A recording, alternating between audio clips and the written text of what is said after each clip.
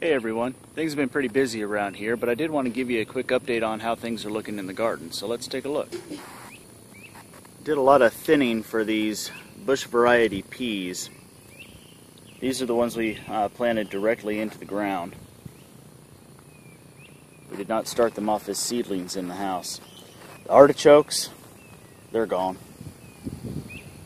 And now that planting season's really in full swing around here, we can't find any more seeds here locally either, so that's probably just not going to happen. We had a pretty long-lasting rain, and I think that did a bit of damage to some of our lower crops. These are the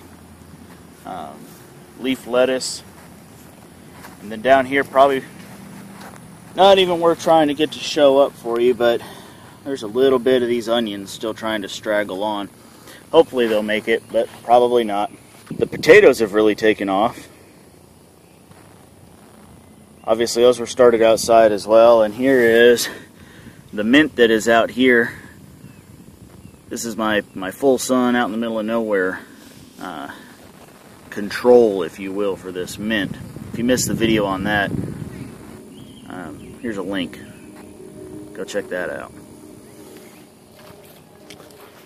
And way back over here, the corn is going, but I'm less than impressed with how well it's doing. It's very yellow. That's never equaled good and healthy to me.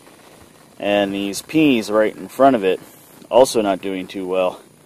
Some of those look very bright and vigorous, while others are very yellow and don't look so.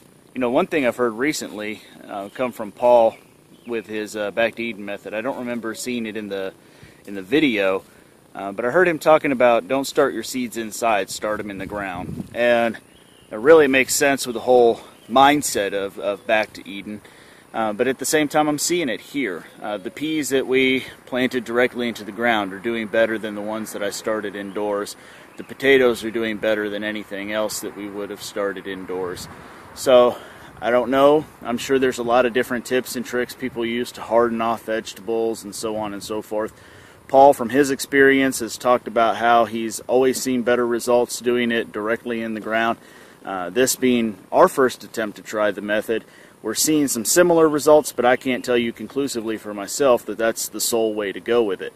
But actions speak louder than words, and what we're seeing is probably going to lead us to next year only trying to plant directly in the ground. Probably with a little more caution as to when the varieties should be planted into the ground, but nevertheless, not going to bother with the indoor seeding process, most likely. So that's our update for today.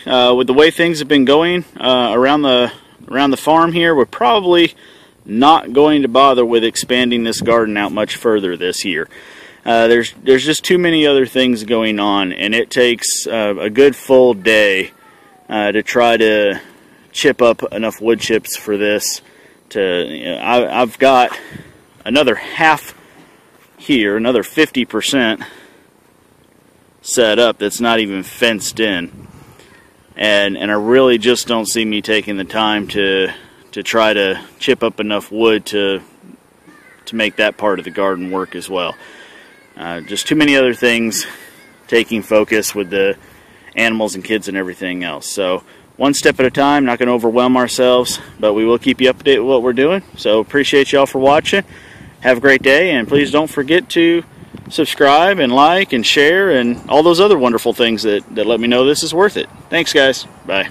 But before you do that, think about a way that you might be able to get it otherwise. You know, gardening is kind of not just a stress reliever sort of thing, but it reconnects us back to the thought process of being able to produce something ourselves.